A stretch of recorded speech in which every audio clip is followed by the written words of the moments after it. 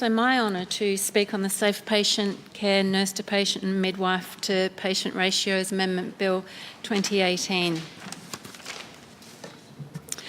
I was originally intending to make a much longer contribution to this bill, but in the interests of time, respecting the wishes of many of the stakeholders, and to finalise this debate reasonably quickly, and having become aware that we are probably proceeding to committee stage in any case, I'll save most of my issues and questions, if still necessary, for them.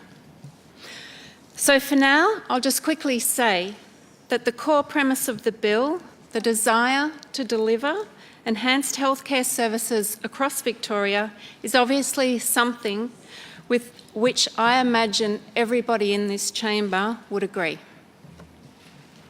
From my various consultations on the bill with constituents and other stakeholders, I think it would be fair to say there is also very broad agreement in the community, including the health industry, with the key parts of this legislation. Any bill that ultimately has the capacity to help deliver greater certainty and better, safer conditions for nurses, midwives and patients is obviously an eminently good thing. And on that note, I'd like to recognise the outstanding work that is performed by so many nurses, midwives, health administrators and other health professionals across our state, not at least in Northern Victoria. Running and operating hospitals and other healthcare facilities is an extraordinarily complex and delicate art, and we should therefore always be vigilant here in the State Parliament in proposing and responding to legislation aimed at making changes to the ways in which the health system is administered. It would be completely remiss of us not to do so. To that end, my colleague Stuart Grimley and I do have, on behalf of our constituents, some points on various aspects of this bill on which we'd ideally like further clarification and information from the government. As I say, I now think the most appropriate way of doing that will be through the Committee of the Whole. I'd also point out that none of this is intended as a slate or meant as any form of disrespect to the Minister of the Government, who I know have been acting in good faith on these issues, and I appreciate the opportunities they've made available to me to receive briefings and further information on this bill. As a potted summary for the Minister's benefit and the benefit of her staff and officials, and indeed everyone here, those concerned issues are as such. The funding, especially to each individual hospital, and the timing of it. When and how will it be dispersed? The specific problems related to the workforce shortages and difficulties in recruitment that persist in many rural and regional areas of the state. The extra resourcing, generally, that will undoubtedly need to be devoted to administration and red tape, in addition to frontline care itself. How the government intends to accommodate or take account of the undoubted need for flexibility around the ratios in some circumstances, and the problems around complexities of cases and the reality that modern case mixes aren't always amenable to being reduced to and defined by a predetermined formula or equation. On another front, there is not enough direct recognition, in our views, in the bill of the critical importance of improving nurse-patient ratios, specifically in the field of aged care.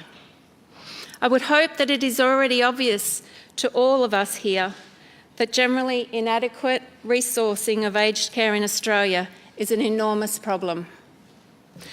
And it's one which must be addressed urgently.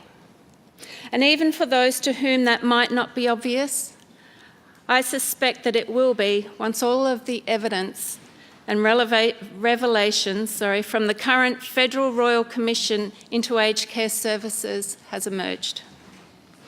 Indeed, if we are talking about improving the ratios of health professionals and carers to patients, then it is very doubtful that there's a greater need for this to occur than anywhere in the system than in the care of our senior citizens.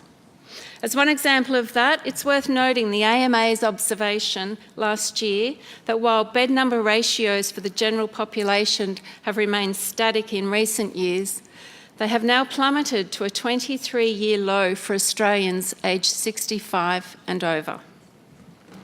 Naturally, responsibility in this area lies overwhelmingly with the federal government, but we would like to see the Victorian government explore the opportunity to do more in this field through any of the various avenues that are potentially available to them, such as during the negotiation of Commonwealth State Health Funding Agreement, for example, and devoting further resources to improving care in public sector residential aged care services. Enhancing aged care should be a major priority of every Australian Parliament. It is an objective that is fundamental in Derryn Hinch's Justice Party, and anything that constructively and genuinely contributes to achieving it will be warmly welcomed by us.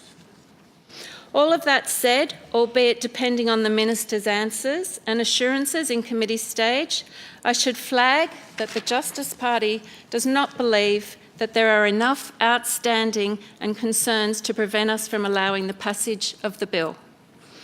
We think, on balance, that the bill has enough overall merit and a sufficiently broad range of support from health professionals to be allowed to pass.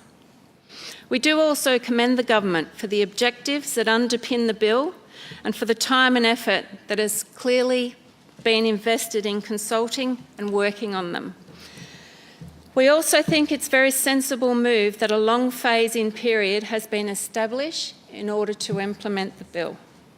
However, and especially in the light of the existence of that long phase-in period, we would also urge the government to very seriously examine and take into account our concerns in the name of better aligning the laudable intentions of the bill with its likely consequences. We would also ask the Labor Party to keep this place, and therefore the public, informed of the progress of the rollout of these changes. And I will conclude by saying that this should occur with particular urgency as soon as the manifestation of any of the potential problems to which I have referred has started to become apparent. Thank you.